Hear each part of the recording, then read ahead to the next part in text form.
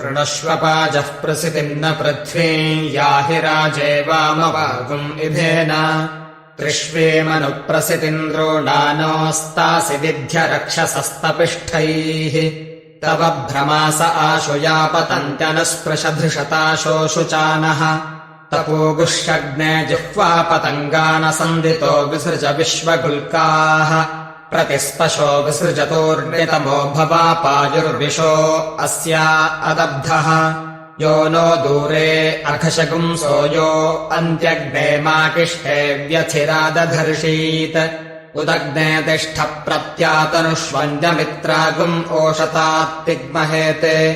यो नो अरातिगुम् समिधानचक्रे नीचातम् धक्षत सन्नशुष्कम् ऊर्ध्वो भव प्रतिविध्याध्यस्मदाविष्कृणुष्व दैव्यान्यग्ने अवस्थिरातनुहियातु जूनाञ्चामिमजामिम् प्रमृणीहि शत्रून् स ते जानाति सुमतिम् यविष्ठयैव ते ब्रह्मणे गातुमैरत् विश्वान्यस्मै सुदिनानि रायोद्युम्नान्यर्यो विदुरो अभिद्यौत् सेदग्ने अस्तु सुभगः सुदानुर्यस्त्वा नित्येन हविषाय उक्थैः पिप्रीषति स्व आयुषि दुरोणे विश्वेदस्मै सुदिना सा सदिष्टिः अर्चामि ते सुमतिम् घोष्यर्वाक्सन्ते बाबाता जरतामियङ्गीः स्वश्वास्त्वा सुरथामर्जयेमास्मे क्षत्राणि धारयेरनुद्योन् इह त्वा भूर्याचरेतु पद्मम् दोषावस्तर्देदिवागुम् समनुद्योन् क्रीडन्तस्त्वा सुमनसः सपेमाभिद्युम्नातस्थिवागुम् सोजनानाम् यस्त्वा स्वश्वस्व हिरण्यो अग्नौ पयाति वसुमता रथेन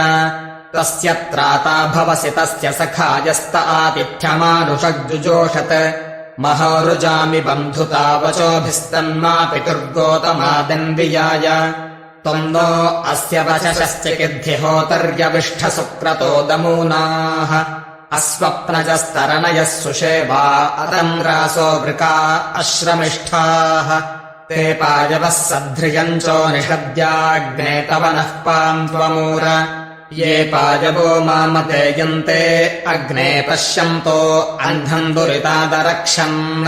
ररक्षतान् सुकृतो विश्ववेदा विप्सन्त इद्रिपवो नाहदेभुः वया वयगुम् सधन्यस्तोतास्तव प्रणीत्यश्यामवाजान् उभाषगुम् सा सूदय सत्यता तेऽनुष्ठुया कृणह्यह्रयाण अयाते अग्ने समिधादिधेम प्रतिस्तोमगुम् शस्यमानम् गृभाय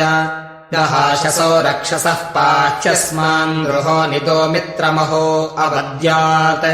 रक्षोहणम् वाजिनमाजिघर्मिमित्रम् प्रतिष्ठमुपयामि शर्म शिशानो अद्यः क्रतुभिः समिद्धः स नो दिवासरिषः पातु नक्तम् विज्योतिषा बृहता भात्यग्निरादर्विश्वानि कृणुते महित्वा प्रादेवीर्मायाः सहते दुरेवाशिषीते शृङ्गे रक्षसे विनिक्षे उत स्वानासो दिविषम् त्वग्ने स्तिग्मायुधा रक्षसे हन्तवा मदे चिरस्य प्रवृजन्ति भामा न वरन्ते परिबाधो अदेवीः